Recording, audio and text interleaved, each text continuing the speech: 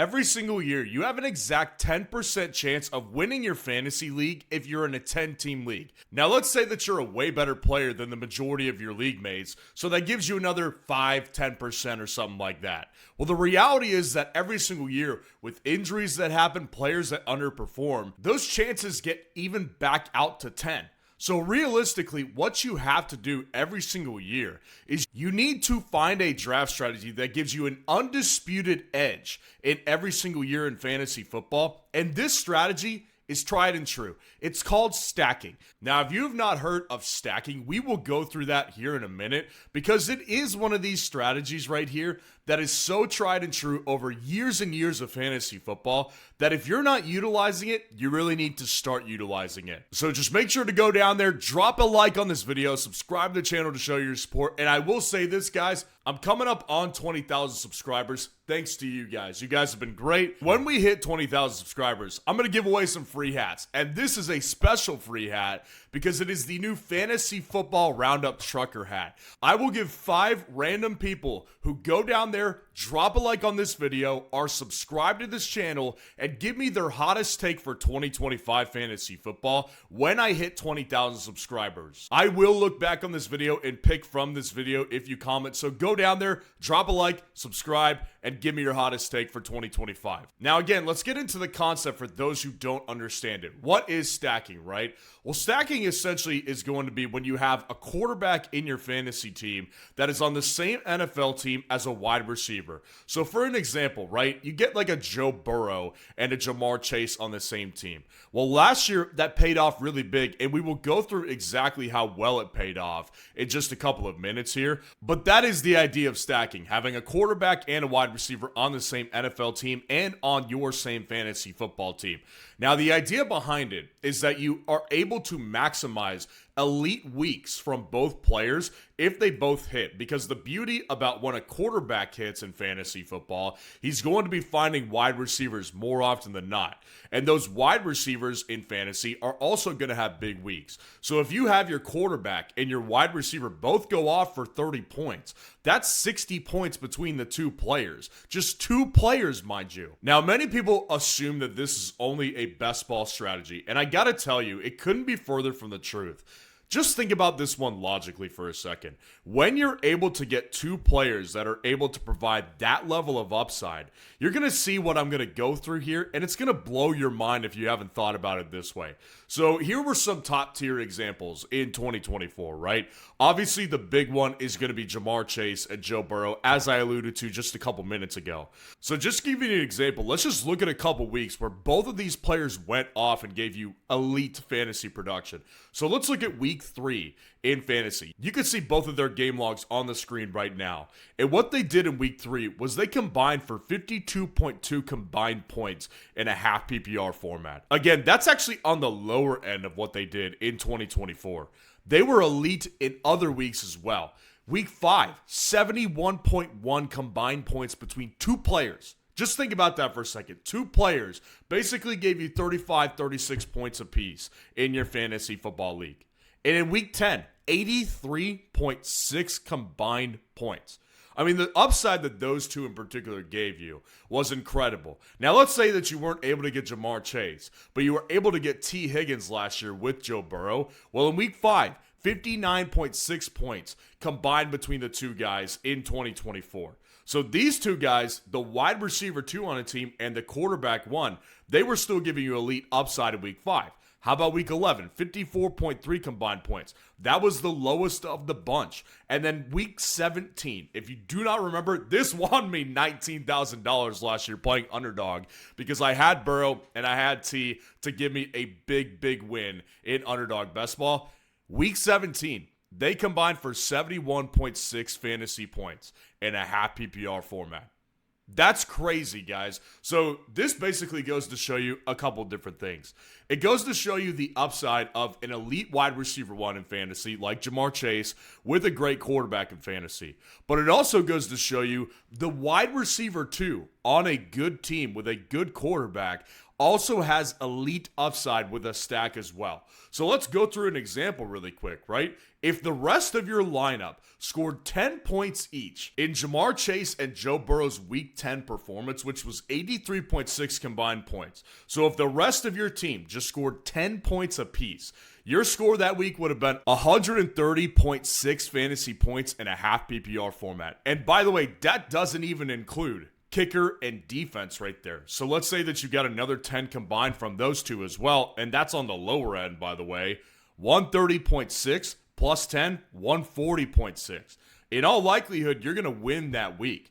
And then with T and Burrow in Week 17, by the way, the fantasy championship, if you combine their Week 17 performance collectively, which was 71.6 fantasy points, with 10 more points from another wide receiver, 2 running backs, a tight end, and a flex, that would have been 121.6 fantasy points.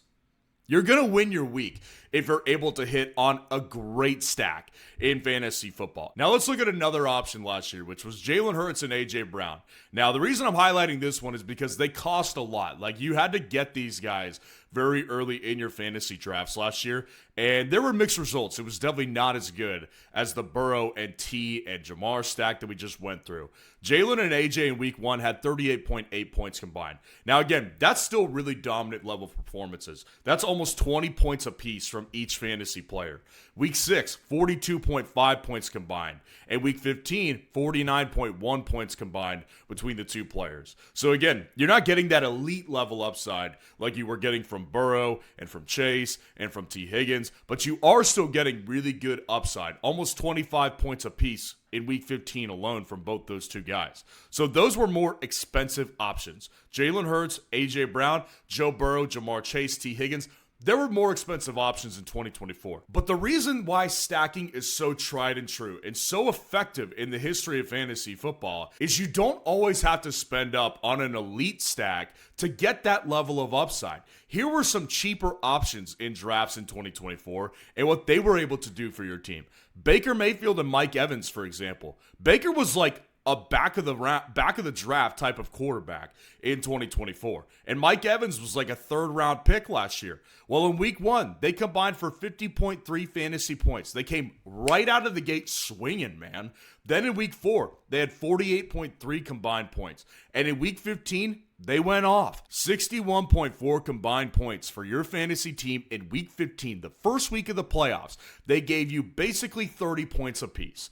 That's actually ridiculous if you think about what their draft price was last year and what they were able to do for your fantasy team when it mattered most. This is why stacking is so effective here, because it works at every level of your draft. You get a quarterback and you pair him up with a top-tier wide receiver, or even a wide receiver too. Because again, when Chris Godwin was healthy with Baker Mayfield, he had some really good performances, the two of them.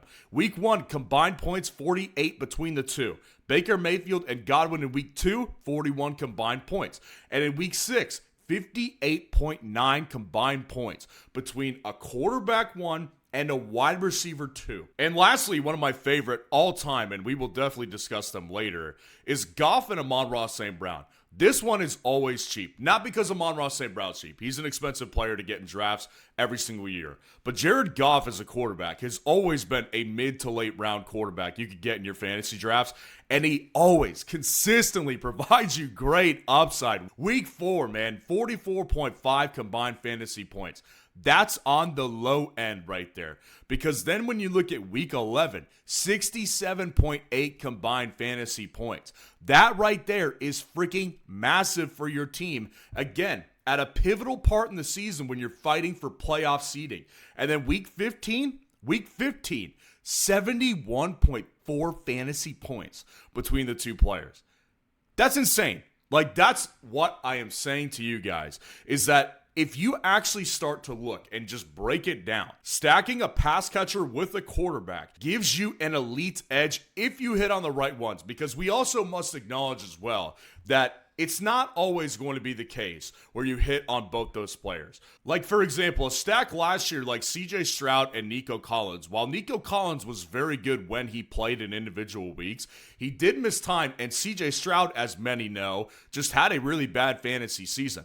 Well, that's going to definitely lower your upside on a weekly basis, and in all likelihood, lower your chances of making the playoffs and ultimately winning the championship. Jordan Love and Jaden Reed actually was one of my favorite stacks last year at an affordable cost, and they were a disaster, basically. Jordan Love just could not rebound to the pre-injury player that he was before he got injured, and Jaden Reed burned really bright at the beginning and just really tanked later in the season. Those two became a disaster pretty quickly in fantasy football last year. So again, I'm not here to argue that it's always a tried and true 100% hit rate, but I am saying is that you want to give yourself the edge, man. You do not want to play fantasy football scared. If you are realistically trying to increase that 10% chance of winning in a 10-team format or 8% chance of winning in a 12-team format, then you need to go after these big hits, because when you are able to hit on an elite stack, that increases your likelihood of winning on just a weekly basis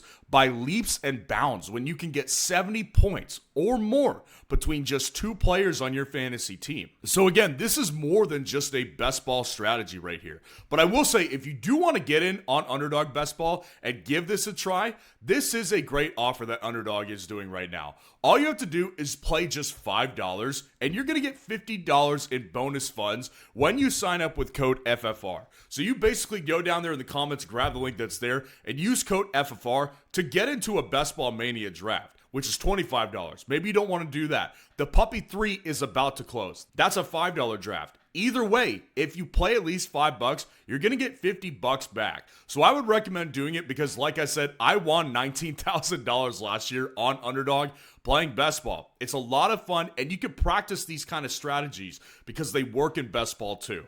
Now let's go through some 2025 examples of some of my favorite stacks to get in 2025. So I'm going to break them into two tiers here: highest upside and favorite affordable stacks. So let's go through the highest upside. And obviously it's going to be Joe Burrow, Jamar Chase, and T. Higgins as well. Like, this does not really need much of an explanation. Both of these guys, Jamar Chase and T. Higgins, they can give you week-winning performances. Jamar Chase last year gave us a 50-point game in a full PPR format. T. Higgins last year gives you close to 40 points on any given week. Joe Burrow himself can give you 40. I mean, what other evidence do you really need to see to decide whether or not these guys have elite level upside as a fantasy stack combo? This is an elite combo. It's the elite of the elite, and they showed it last year. So obviously you're going to have to pay up for these guys because Joe Burrow's ADP on ESPN and on Yahoo, it's really high. Uncomfortably high, if I will say so myself.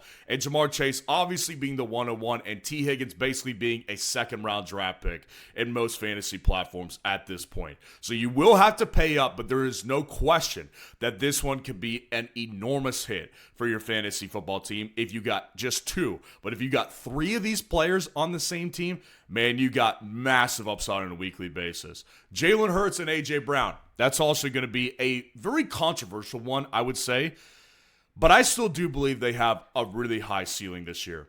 I've been talking about all offseason why I believe that Saquon Barkley will get less volume in 2025. They flat out have no choice based on history, because it's either you increase Saquon Barkley's touches and you get him injured, or you decrease his touches. There's no in between. Because 100% of players over the past 11 seasons in fantasy football, after a 350-plus touch season, they will lose volume or they will get injured if their touches per game increase. So Saquon Barkley will lose touches in 2025. You can take that to the bank. So that means that Jalen Hurts will throw more than he did last year. And that was the ultimate problem with why Jalen Hurts finished lower in fantasy than he usually does. Well, he throws throws more, that's going to increase A.J. Brown's upside. Now, he is going through injury right now, and that is flying under the radar. It is worth noting that I believe he will drop in drafts as this continues to play out. So you might be able to get this one actually a little bit more affordable. Maybe get these guys at the 2 to 3 turn possibly if you're at the front of your draft. I do think this one has lots of upside because A.J. Brown can give you 30-plus point weeks, and Jalen Hurts himself can give you the same. And then I would say Baker and Mike are really high upside as well. Baker Mayfield is a very high upside quarterback at this point in his career. And I would say with all the wide receiver injuries at this point, if Mike Evans can stay healthy, there's no reason that he can't continue to be a top 10 wide receiver in fantasy. So this one has enormous upside again, and I would say that the risk is kind of lower. Like Baker's price is out of whack this year on ESPN and on Yahoo leagues, but again, this is why I would say go try this on Best Ball, because Baker is going in that Patrick Mahomes range, round 7, round 8, and you can get Mike Evans in the 3rd round. Mike Evans and Baker are actually kind of a really affordable stack with pretty good upside. Now let's get into my favorite, most affordable stacks right here. Baker and Igbuka, I think, is a very under the radar one. Baker and Igbuka, if you actually want to take Baker Mayfield in an ESPN or redraft league, you need to pair him with somebody. And if you don't get Mike, Emeka Egbuka is the guy to pair him with. Don't waste a pick on Chris Godwin. Don't waste a pick or a waiver wire ad for that matter on Jalen McMillan. Emeka Egbuka is the player to pick. He's going at the back of drafts basically still in ESPN and in Yahoo leagues, and his price is extremely affordable. And the reality is this guy could be the wide receiver 2 on this team immediately, and he will not relinquish that role. I do believe that. I think that this guy has lots of upside this year. He's being completely underdrafted and overlooked in fantasy drafts, on redraft in particular, and I would say that this one is very affordable if you actually do want to go with Baker. And I would say that Brock Purdy and Ricky Pearsall is another really attractive, affordable stack. Ricky Pearsall and Brock Purdy, they're both going in like that 90-plus range of ADP.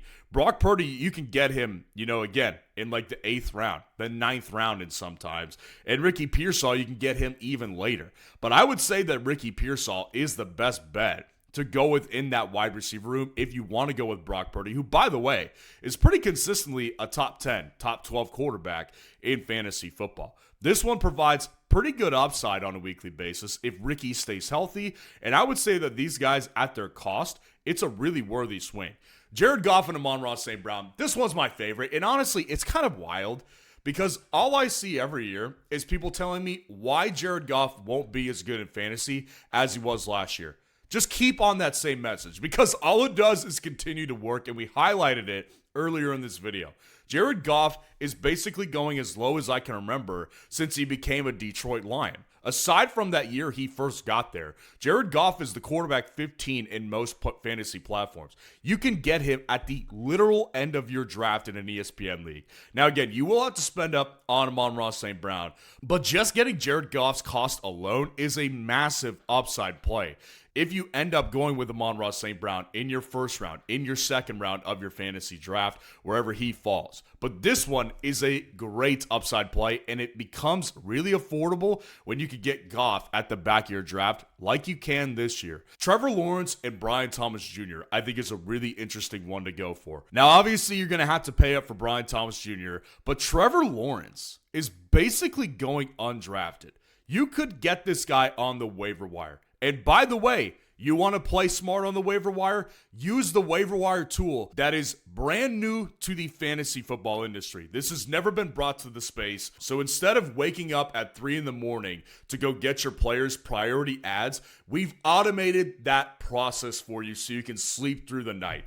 And if you have 25 plus leagues in fantasy and you don't have time to manage all of them, this is the beauty of the technology right here. So unlike most fantasy creators who are only putting their content behind a paywall or putting their rankings behind a paywall, this is legitimate technology that is brand new to the fantasy football space and actually saves you time, and it will help you win real money in your fantasy football league. That tool will be ready and available for you guys at the end of August or early September. But for right now, just go to fsroundup.com, familiarize yourself with the site because it's going to change the game in fantasy football. and bring you more value than you could ever imagine. But Trevor Lawrence is a guy that you could pick up off the waiver wire and just get this guy and stack him with Brian Thomas Jr. And if Lawrence does well under Liam Cohen's offense, it could bring you a pretty significant return. And I would say the last two really noteworthy ones that I think are worth it are going to be Justin Herbert, Ladd McConkey. I do think that these guys will provide their own individual upside.